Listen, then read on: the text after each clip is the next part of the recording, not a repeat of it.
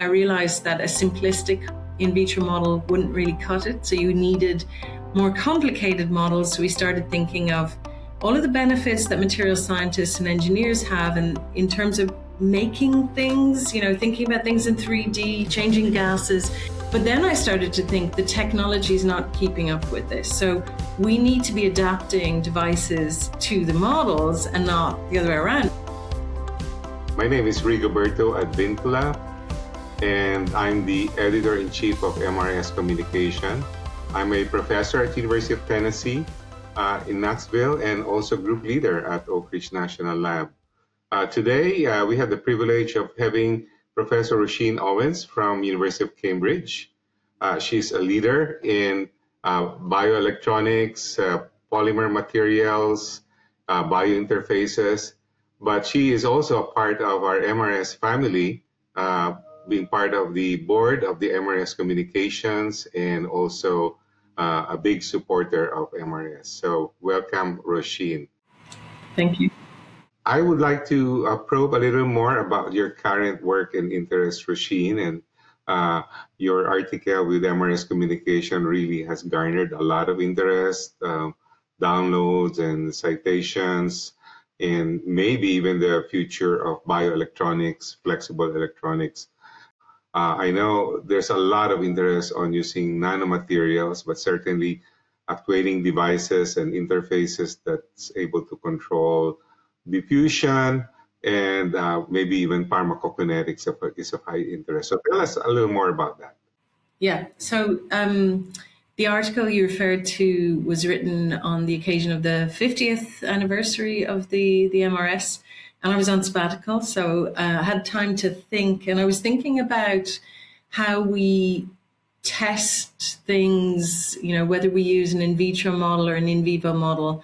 Coming as a biochemist, I was particularly interested, for example, in how microbes in the gut interact. And I had always wanted to use bioelectronic devices to measure that. So that was my starting point. But as I was going along, I realized that a simplistic in vitro model wouldn't really cut it. So you needed more complicated models. So we started thinking of all of the benefits that material scientists and engineers have in terms of making things, thinking about things in 3D, changing gases.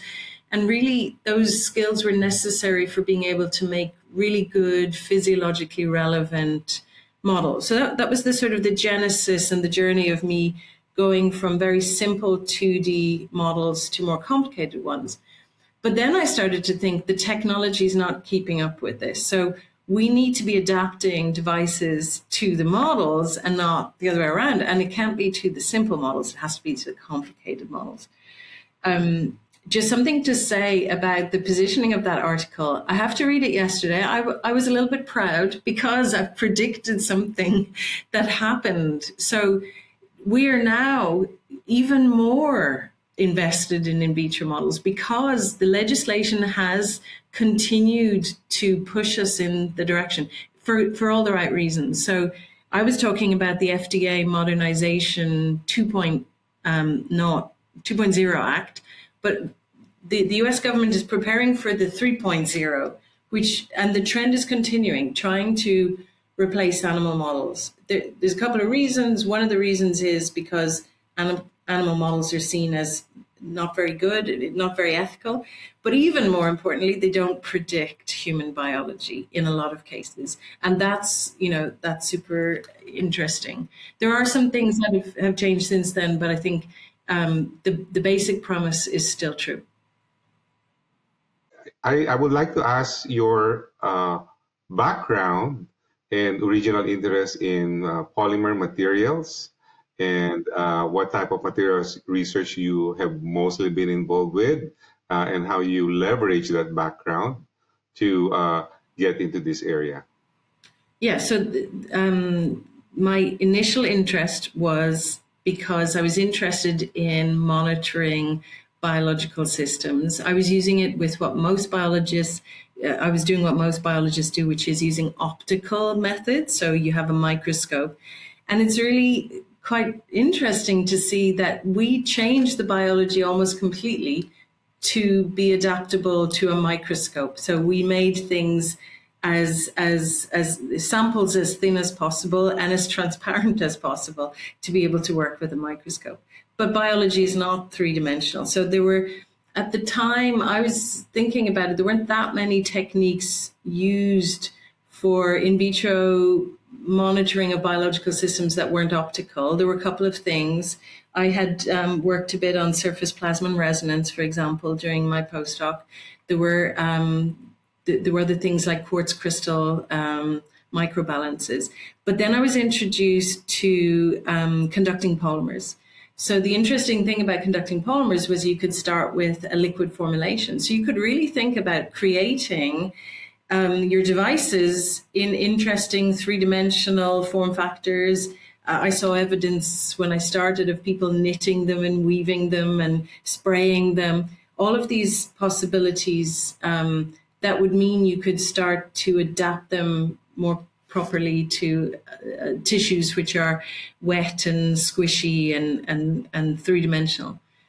The other thing that material scientists do all the time, which I wasn't familiar with when I started, was that you tune materials to a set of properties that you want. So people who are working on, say, a tissue engineering scaffold, they know how to measure what the stiffness or the what the properties of that scaffold are, the porosity, other things that would be important, because when we start to think about creating models in the lab, we of course can't wait as long as it would take to grow an organ. And so we can take some shortcuts, and one of those shortcuts would be to use a pre-existing sort of scaffolding material into which we could put our cells. And that, I think, was a great possibility for material scientists to collaborate, to say, okay, we can synthetically create some of these molecules or polymers that are quite like the biological. And then the final piece for me was combining what I said about polymers for monitoring with polymers for scaffolding, where some of our work has actually made the combination is a polymer that can host the cells but can also monitor them. So bringing together the beauty of various different parts of material science. And I'd like to close by asking you how much MRS has done for your career, the community you build, and you surround with colleagues, and of course, many thanks for your time with MRS Communications, and really appreciate your journey with us and how you play an important role at the start of the journal. So, I mean, the first one is I'll harken back to what I said at the beginning of just how embracing the community always was. The point was made to me that material scientists had to deal with the fusion of physics and chemistry, so they were used to interdisciplinarity. And going to meetings and meeting all of the colleagues from the US, from Asia, from Europe, from all over the globe was so important in my networking, in my ability to collaborate with really interesting people. And all of that happens at the MRS meeting. So the MRS meeting is a sort of a sacred part of my yearly calendar. So that's one part of it. The second then is the other opportunities you get. So being a symposium organizer, a very important piece for my career was sending out those invitation letters to key scientists in the field, and they know your name. You organize the symposium, you meet all the young early career people. That could be an opportunity to hire people. The publication side was important because it gave me the opportunity to try out being an editor, being on the board. Again, I was meeting people. So I think I've always seen the MRS as very good at providing opportunities in a very egalitarian way.